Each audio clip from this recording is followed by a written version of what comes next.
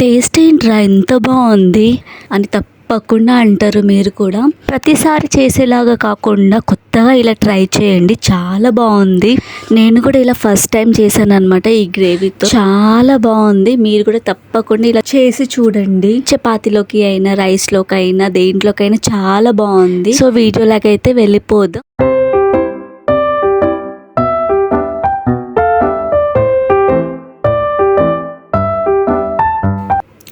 Welcome back to my channel Akhila edits and vlogs. నా పేరు అఖిల. ఎవరైనా ఫస్ట్ టైం చూసినట్లయితే నా ఛానల్ని ఒకసారి చూడండి. కంటెంట్ నచ్చితే సబ్స్క్రైబ్ చేసుకోండి. సో ముందుగా అయితే ఆనియన్స్ కట్ చేసుకొని పక్కన పెట్టేసుకోండి. అలానే ఒక మిక్సీ జార్ తీసుకొని అందులోకి ఒక 5 to 6 టమాటోస్ అయితే యాడ్ చేసుకోండి.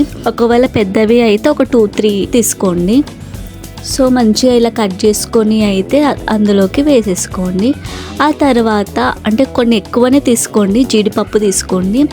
అండ్ తర్వాత అయితే 2 పెద్ద స్పూన్స్ కర్డ్ యాడ్ చేసుకోండి, అదే పెరుగు యాడ్ చేసుకోండి. దీనివల్ల చాలా గ్రేవీనెస్ వస్తుంది అండ్ టేస్ట్ కూడా చాలా బాగుంటుంది.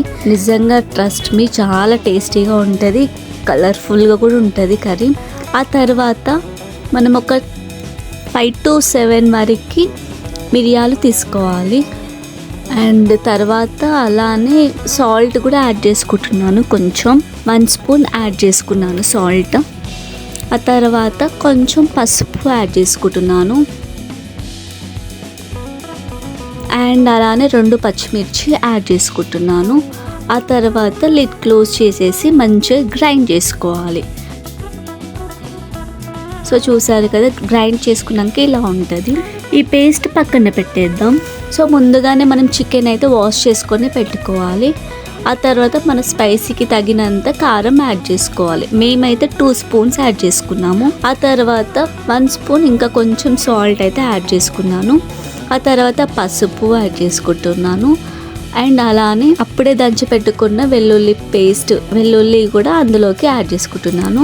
ఇవి అన్నీ మిక్స్ చేసేసుకోవాలి. మనం గ్రైండ్ చేసుకున్న టమాటో పేస్ట్ కూడా ఇందులోకి యాడ్ చేసుకోవాలి. ఇందులో బాదం మాత్రం మ్యాండేటరీగా వేసుకోవాలి, దానివల్లనే టేస్ట్ చాలా బాగుంటుంది. సో మంచిగా ఇలా కలుపుకోవాలన్నమాట. కలుపుకొని మనం ఫ్రిడ్జ్లో పెట్టుకోవచ్చు, ఒక 30 minutes పెట్టుకోవాలి, కనీసం 1 hour పెట్టుకోవాలి. కానీ మాకు టైం లేక అయితే అప్పటికప్పుడే చేసేసుకున్నాము. ఒక 10 minutes అలా పక్కన పెట్టేసేసుకున్నాను. ఆ తర్వాత స్టవ్ అయితే ఆన్ చేసుకొని, మనకి చికెన్ కర్రీలోకి ఆయిల్ ఎక్కువ ఉంటేనే బాగుంటుంది కాబట్టి ఒక 2 to 3 స్పూన్స్ ఆయిల్ యాడ్ చేసుకోండి. ఆనియన్స్ కట్ చేసుకున్నాం కదా, ఆనియన్స్ కూడా అందులోకి యాడ్ చేసుకోండి. కొంచెం ఫ్రై అయిన తర్వాత పసుపు యాడ్ చేసుకోండి. అలానే కొన్ని పుదీనా యాడ్ చేసుకోండి. ఆ తర్వాత మనం ఆల్రెడీ మిక్స్ చేసుకున్న చికెన్ ఉంటుంది కదా, ఆ చికెన్ కూడా మొత్తం అందులోకి యాడ్ చేసేసుకోండి. ఇది మంచిగా ఆనియన్స్ అనేవి బ్రౌన్ కలర్ మంచిగా పచ్చివాసన పోయిన తర్వాత చికెన్ యాడ్ చేసుకోండి. ఆ తర్వాత మంచిగా మిక్స్ చేసేసుకోండి. మిక్స్ చేసుకొని మూత పెట్టేసుకొని ఒక 10 minutes అలానే ఉండాలి. సో ఆలోపు అయితే పుదీనా అండ్ కొత్తిమీర అయితే కట్ చేసుకొని పెట్టేసుకోండి. ఇది ఎక్కువ పెద్ద ప్రాసెస్ కూడా అవ్వదు, చాలా ఈజీ ప్రాసెస్లో కంప్లీట్ అవుతుంది ఈ కర్రీ కూడా. ఒక్కసారి మనం కలిపి పెట్టేసుకుంటే సరిపోతుంది. తర్వాత ఓన్లీ స్టవ్ మీద పెట్టేస్తే సరిపోతుంది అంతే. కానీ మధ్యలో అయితే కలుపుతూ ఉండాలి అండ్ మీడియం ఫ్లేమ్లోనే పెట్టుకోవాలి, ఎందుకంటే కింద మాడిపోయే అవకాశం ఉంటుంది కాబట్టి 10 minutesకి అలా కలుపుతూ, అంటే మూత తెరిచి కలుపుతూ ఉండాలి. సో ఎందుకంటే కింద మాడిపోతుంది కాబట్టి. అండ్ ఆ తర్వాత కొంచెం పుదీనా అండ్ కొత్తిమీర యాడ్ చేసుకుంటున్నాను, ఫ్లేవర్ రావాలి అనేసి. అండ్ మళ్ళీ అలానే చికెన్ మొత్తం మంచిగా కుక్ అయ్యే వరకు మూత పెట్టేసుకొని అలానే ఉండాలి. సో మనకి కొంచెం చికెన్ కుక్ అయ్యింది అనిపించినప్పుడు మీకు టేస్ట్కి తగినంత సాల్ట్ అండ్ కారం యాడ్ చేసుకోండి. ఒకవేళ సరిపోకపోతే నేను తర్వాత మళ్ళీ యాడ్ చేసుకున్నాను, కాకపోతే ఆ క్లిప్ మిస్ అయిపోయింది. అలానే గరం మసాలా కూడా అప్పుడే యాడ్ చేసుకోండి. యాడ్ చేసుకున్న తర్వాత మళ్ళీ మూత పెట్టేసుకొని ఒక 5 to 10 minutes అయితే అలానే మీడియం ఫ్లేమ్లో పెట్టి కుక్ చేసుకోవాలి. సో చూసారు కదా, ఆయిల్ మంచిగా ఇలా పైనకి తేలుతూ ఉంది కదా. సో ఫైనల్గా అయితే కొత్తిమీర పుదీనా అయితే యాడ్ చేసుకుంటున్నాను. ఇది యాడ్ చేసుకుని ఒక 5 minutes ఉంటే సరిపోతుంది అంతే. చాలా ఎమ్మీగా టేస్టీగా ఉండే చికెన్ కర్రీ అయితే రెడీ అయిపోతుంది.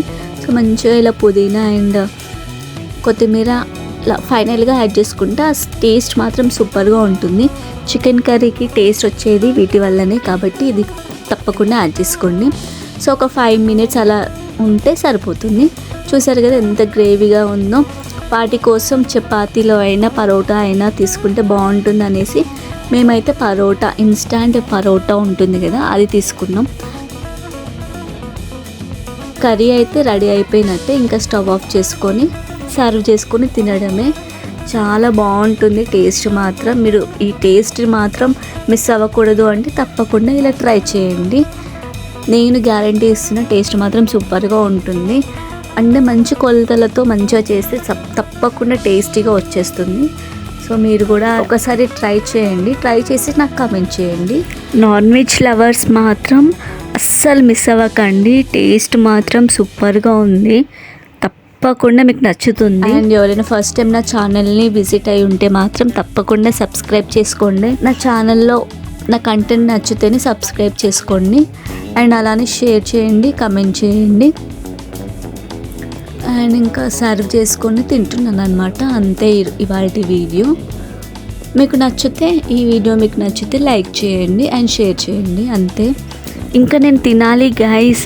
మర్చిపోకుండా అయితే సబ్స్క్రైబ్ చేసుకోండి అండ్ లైక్ చేయండి. పక్కనే ఉన్న బెల్ అయితే కొట్టండి అండ్ నోటిఫికేషన్ ఆల్ పెట్టుకోండి. సరేనా? మర్చిపోకండి గైస్. నేను మీ అఖిల ఉంటా. మరి మళ్ళీ వచ్చే వీడియోలో కలుద్దాం. అండ్ నా వీడియో ఎండ్ వరకు చూసిన వాళ్ళు లైక్ కొట్టండి అండ్ సబ్స్క్రైబ్ చేసుకోండి. And thank you for watching. See you again. Bye.